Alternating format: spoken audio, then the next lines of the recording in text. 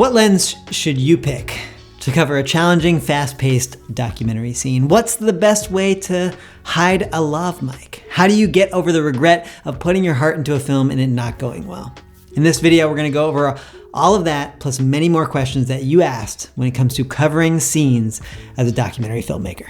Welcome back, and if you're new here, my name is Austin Meyer. I'm a documentary filmmaker, National Geographic Explorer, and I've worked on documentary projects for HBO, Hulu, National Geographic, The Washington Post, New York Times, and more. Last week, I shared a video about how I cover scenes as a solo observational documentary filmmaker. It was a full breakdown. I showed you my editing timeline with raw, unedited footage and walked you through how I created scenes. I was so grateful to see that the video resonated with so many of you, and I got a bunch of great questions come in through the comments. Now, one comment I got was from Jesse Edgar, shout out Jesse, who suggested that I make a follow-up video to the scene coverage one where I respond to some of your questions and go a little bit deeper. And I thought that was a great idea. First, because you all asked such great questions, and second, because to be real with you all, coming up with a new topic to teach on every single week does get tough. So ideally, this channel can grow into a conversation with those who are here and getting a ton of value. Like, I don't want to be creating clickbait videos to get the masses in here on one random week. I want to be creating specific, actionable videos for people who are practitioners, who are out there making stories and trying to develop at their craft of documentary filmmaking. So it's super helpful for me to hear from you about what you actually want to learn about. That's what this video is an example of. So let's jump into your questions that fell into 5 categories. We're gonna start with camera, then go to audio, edit, logistics, and mindset. For each category, I'll answer some quick hits and then spend a little bit more time on the nuances of one particular question. All right, let's start in the camera category where we got 2 questions that are pretty similar. The question is, in the case of documentaries, do you always work in 4K and deliver in HD, or is the request 4K also for delivery? And then there was a question about what resolution I film in just when I'm out doing documentaries. Resolution is a great question.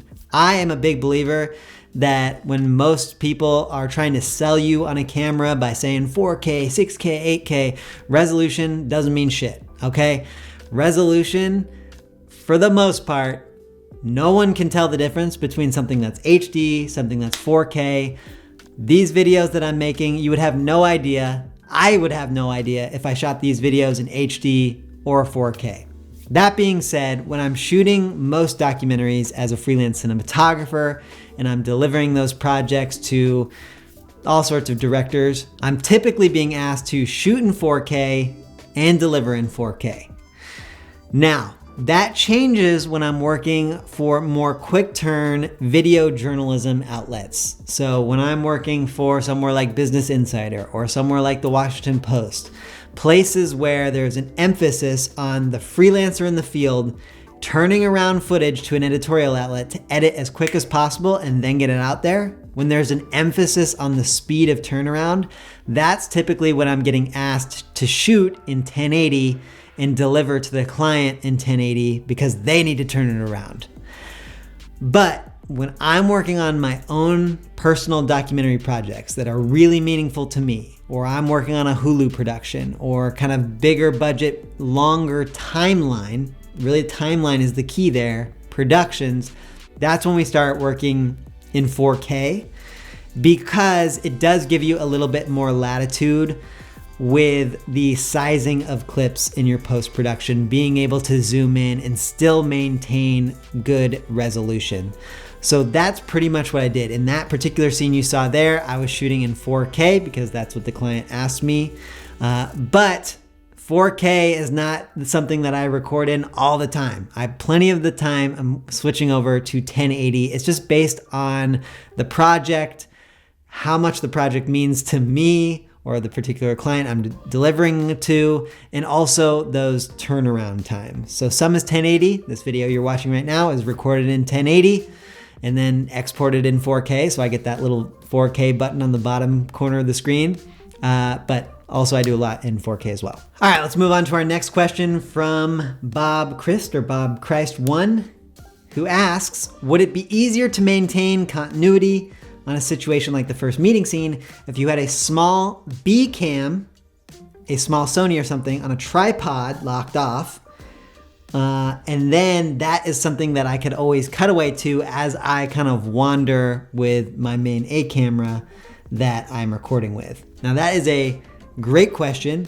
And having kind of like a static camera in the back of the room is something that I occasionally do. Now let me walk you through scenarios in which I might do one versus the other. All right, so in the scenario that Bob is asking about, the question is, why wouldn't, in this scenario, if I'm covering as a documentary filmmaker, one-man team, if I'm covering this scene, why not have a wide shot on a tripod right here, kind of where this camera is, and then I can wander on both sides of this conversation with another lens and get kind of my cutaway shots, my close-ups, things like that, and then I can cut between the two cameras.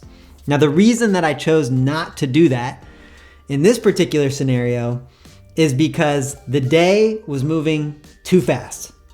The nature of the day was that we were in this room, we were out of this room. I didn't know how long we'd be in this room. I'd have to pick up the camera and go. This wasn't a scenario where I wanted to be telling my documentary participant, hey, can we just like hang here while I pack up and get things ready to go? Because, setting up a camera on a tripod, making sure that all the settings are right, coming and making sure that it's still recording, all of that does take precious time.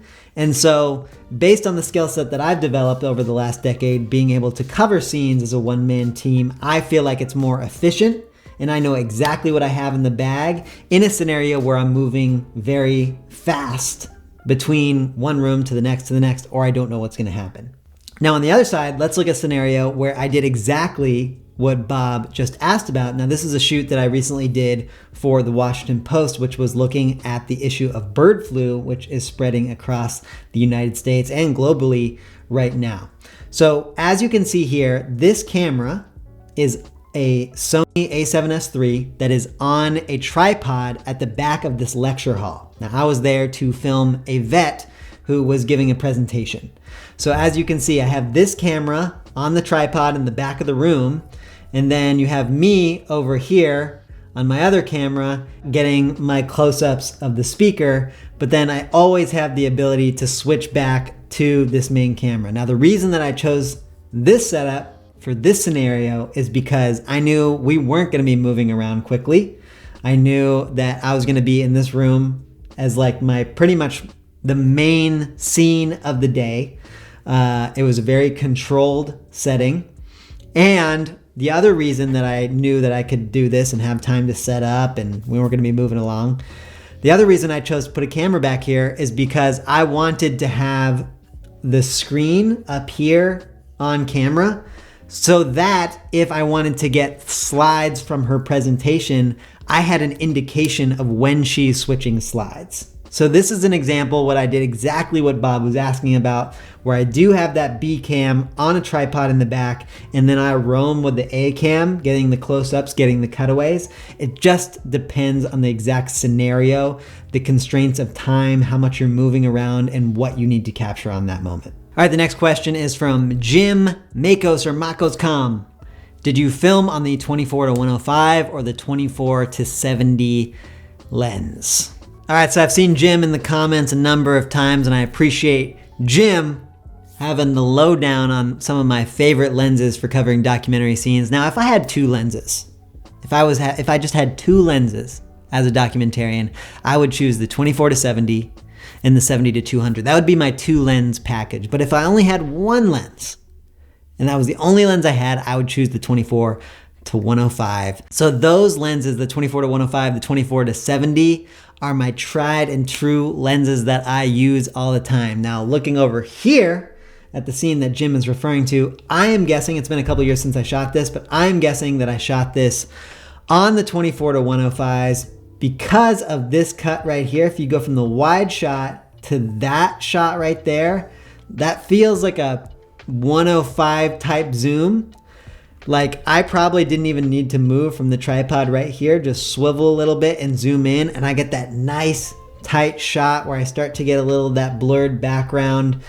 And that is one of the things that I love about this 24-105. Like the 24-105, that's pretty much a kit lens that comes with a camera like the Sony FX6 or some of the other Sonys. And so a lot of people think that this lens is not going to be worth much, but actually 24-105 gives you so much flexibility to cover documentary scenes in a verite observational way because you have so much range to go wide and then get your cutaways. So on this one, I think I shot with the 24-105, and it's a lens I use all the time.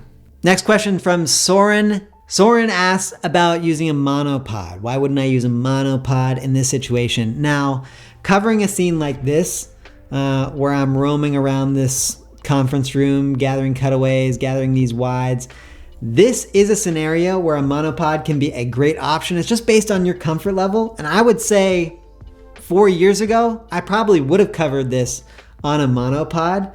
Nowadays, I have a tripod in the Sachtler 75 Flow Tech. I'll put a link in the description to that if you're curious. I've also made a video on this.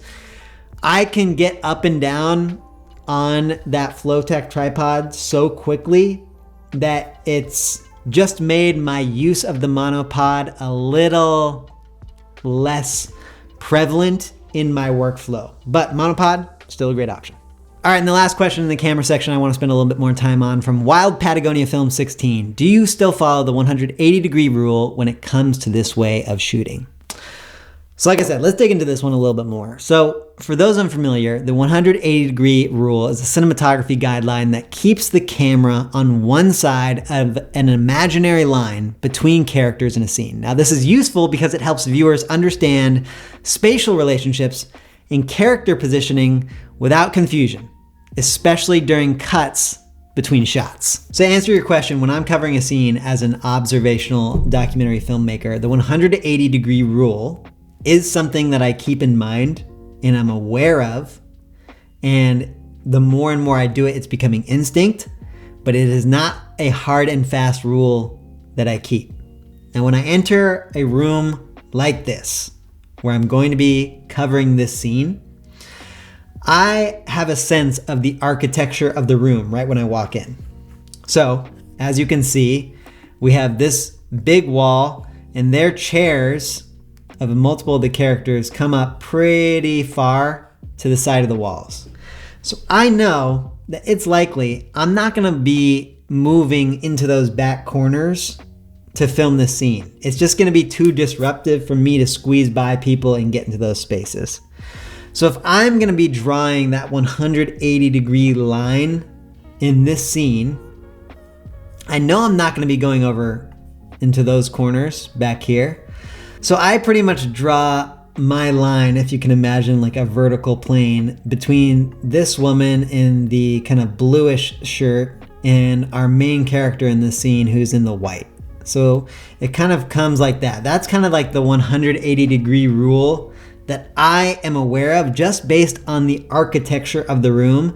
I'm gonna try to stay on this side of that plane as much as I can when I'm covering the conversations between people. Obviously, at any time, if our main character here starts to get in conversation with this character over here, then the line kind of gets redrawn between that character and our main character in the white, and I'm gonna stay either on this side, or if I started the conversation covering it on this side, I would stay on that side, if that makes sense. I know it's hard to draw in this kind of 2D space. So I am aware of which side of the line I'm gonna primarily stay on, but it's not a rule that I hold so tightly. It's not something that I'm super worried about when I'm covering the scene.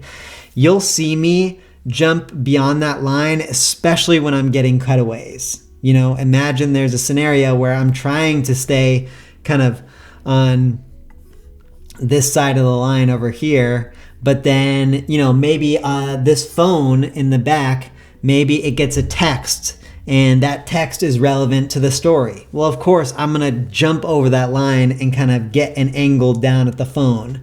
Or if I have no way to get a reaction shot showing this character's face, unless I go on the other side of that line, I'm gonna go on the other side of the line. So when I'm shooting, I try to kind of use the 180-degree rule as a baseline for my instinct, knowing where my movement patterns are going to be helpful to tell the story and kind of give an audience a spatial recognition of where everyone is in the scene. It's most important during conversation and a back and forth between people. So I do pay attention there, but I am not afraid to break it at all, especially when I'm working in this way. All right, let's move on to our audio questions. The first one comes from S-Crow or Scrow9, who asked, do you ever use multiple lavalier mics? I use multiple lavalier mics all the time. Almost every shoot when I'm out working on my own personal documentary projects, I'm using multiple mics. And let me show you the system that I use. This has been a really great system for me. So let's get the FX6 body out here. So I use a lav mic system, which comes from Sony. So the receiver, this is the receiver right here, and it is the URX P03D. And what I do is this clips right into the hot shoe mount of the FX6. And then I have two wireless Sony mic packs. These are the UTX B40s. So I will give this to, my main character, and then in a particular conversation, I'll make the call on who gets the second one. Is it the person they're most likely to be talking to? Is it another key character in the story? I will often give this to a second person. Now, the nice thing about this wireless system running through the hot shoe mount is then you're just not dealing with a bunch of cords coming into your XLR ports. It's very streamlined, it's very clean, and it keeps my footprint with the camera as minimal as possible. So yes, I do mic up multiple people, and I am listening to those while I am filming all the time. Now I got another question kind of on the same theme from Wild Patagonia Films, who asked about still using sound from people in a scene, even if it's not super clean or as clear as the main character. So for example, in this scene, I only was using one lavalier mic, and the woman in white was wearing that lav mic. But there are times when someone who's not wearing the lav mic is going to talk in the scene. And in those cases, what I try to do, if this woman who's wearing the blue shirt was about to talk, I would try to get as close as possible with my camera here, and I'd have my shotgun mic pointing out from right there. I would be pointing that in their direction and picking that up. Now, it's obviously not going to be as clean as the woman in white and the mic that she is wearing, but I want to make sure that you all appreciate our art form.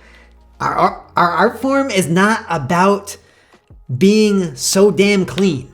It's not about being perfect and so freaking polished. I think out on here on YouTube and the cinematic land, everything going to go cinematic, gotta look so that is not what our form is about. Okay, there is so much raw power and authenticity in the mess. And that comes to using audio that's not super crisp and clean occasionally, or using shaky footage. Okay? Don't put so much pressure on yourself to get everything so dialed and so perfect. The mess, the rawness, that I couldn't get all the way there to get that shot or get close enough to get perfect audio, that actually can be really nice. So I use that kind of audio all the time in my projects. All right, and the focus question for our audio section comes from RD Studios Production, who asked if I have a low profile solution for the Sony UWP lav mics because they can be very bulky. It sounds like you, RD Studios, and the rest of y'all out there watching might be familiar with these mic packs that I was just showing that I used. So when I got these mic packs, I also had the same problem. I noticed that when I had the mic and I was trying to hide them under a participant's clothes. They were really bulky and they were always showing. It was just hard to hide. And so I started looking for solutions. I started talking to the sound professionals in my circles, and I heard about these mics. So I replaced the stock microphones that came with the Sony UWP system with mics that are called the Cause 11D from a brand called Sanken. Not sponsored at all. It's just what I use. Been using them for a number of years. It's a pricey buy, and I feel the pain because you spend like, I don't know what it is, like $600 getting the Lav mic pack. You don't want to then have to purchase, the freaking microphone to plug into the mic pack again for another $600 or whatever it is. But I will say, these mics have been one of those purchases that were pricey, but I haven't for a second regretted making that purchase. And it makes it so they're just so tiny. So tiny. I'm not sure if you can even tell. Like that. There you go. Look how tiny that is for scale. And so I take these Sanken Cause 11D microphones.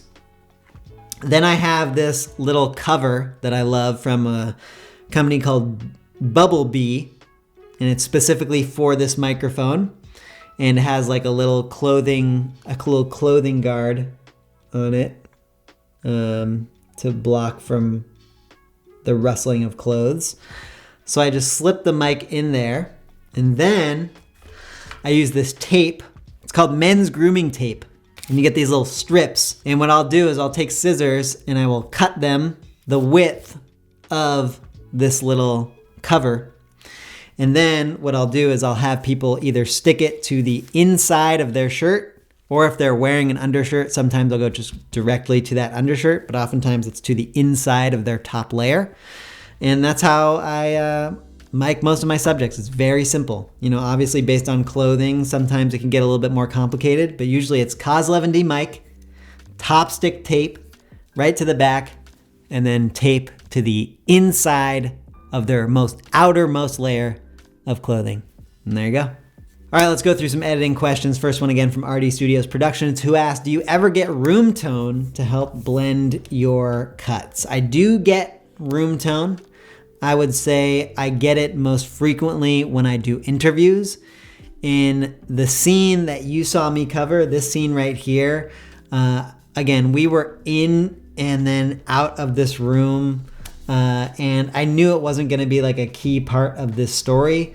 So like I got in the room just as she was beginning her talk, and then at the end of her, presentation to the team, she was out of that room. So I just like went with her. So I wasn't taking any time there to grab room tone. It's definitely less likely in my process to grab it at each kind of like scene location.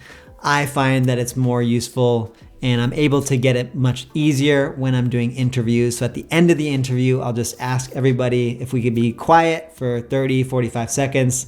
I'll pull up the timer on my phone, click it, just show it so everyone knows how to just sit there, grab some room tone, and then I can use that to stitch together edits.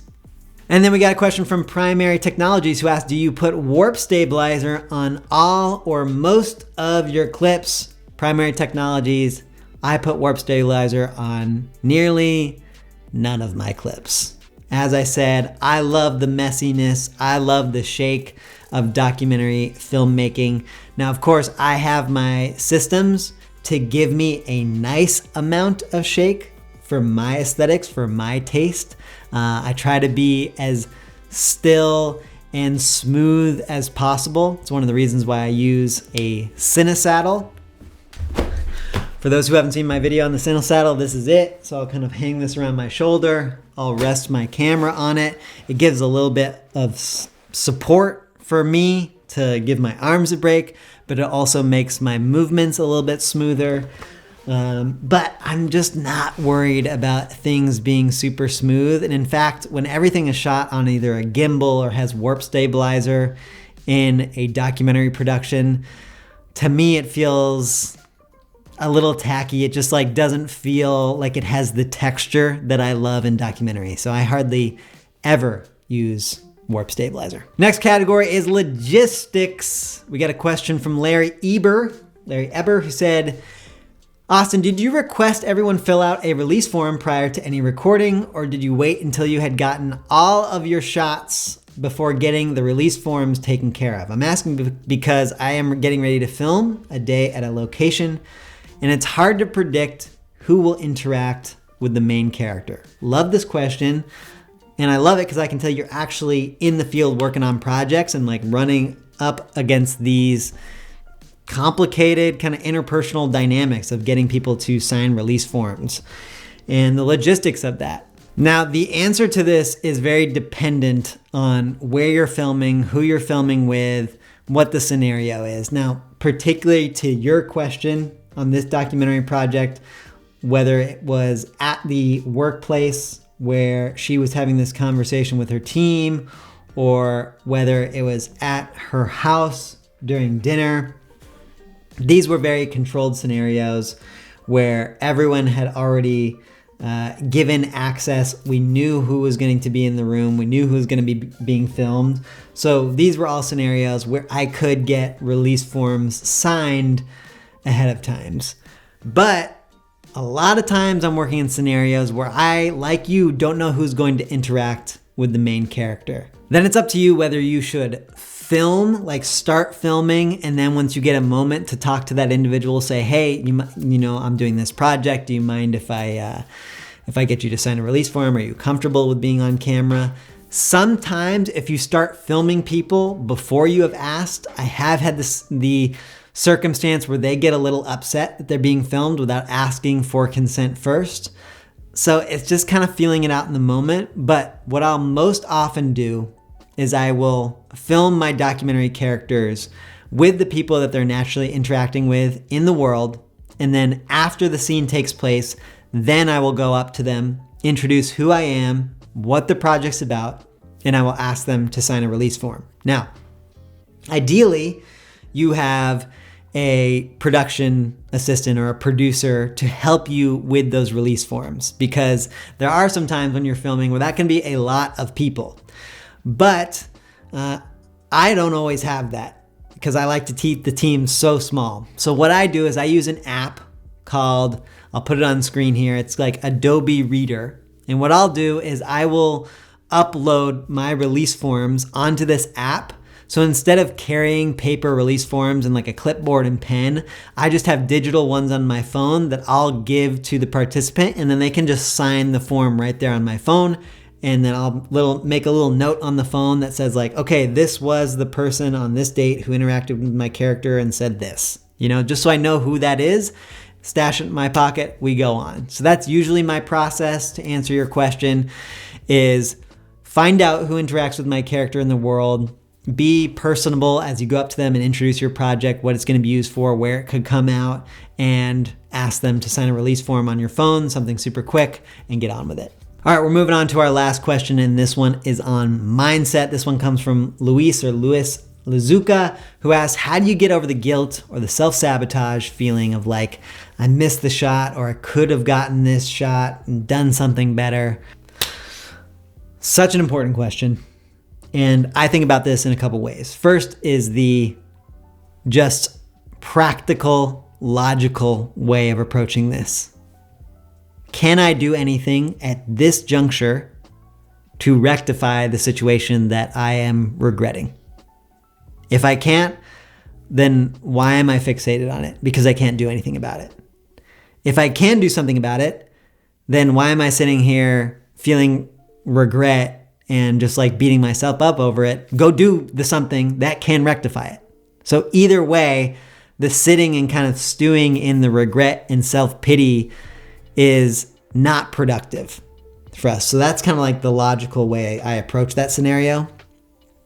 And then the more high level way that I think about it is we get into this business of documentary filmmaking because it's fucking hard. And things are going to go wrong all the time. We invite chaos into our world and try to make sense of that chaos. That is the craft of documentary filmmaking. And when we're working on stories that have the complexity of the ones we are, when we're working on those as a small 1 or 2 person team and just trying to do it all ourselves, we're gonna make mistakes. Mistakes are not something to be avoided in this art form. Mistakes are part of our operating system, and if you are making mistakes, you know you are on the right track. I know that can feel counterintuitive, but I hope that you are getting out there and you are telling stories where you do have this feeling of like, fuck, I wish I'd have done that better. Because that not only means that you are pushing yourselves to tell stories that are hard and at the edge of your comfort zone, but it also means you give a shit, that you care about what you're doing. And that is a beautiful place to be. Mistakes are gonna happen. You learn from them. You embrace them as part of the process, part of the operating system. You learn from those mistakes and you get back into it and you make the next one. You get out, you do better on the next shoot. And that's all you can do. That's all you can do. All right, so submit questions for future videos. Jump into the comments of any of these videos. I'm always reading, or what could be even more fun, I'm trying this service called Video Ask for those who want to ask questions and have their videos featured on the channel in these videos. So click on the link in the description and you can record a selfie video asking your question. And if I answer it on the show, you'll show up in one of these videos. I'll see you next week. Until then, go out and tell some stories.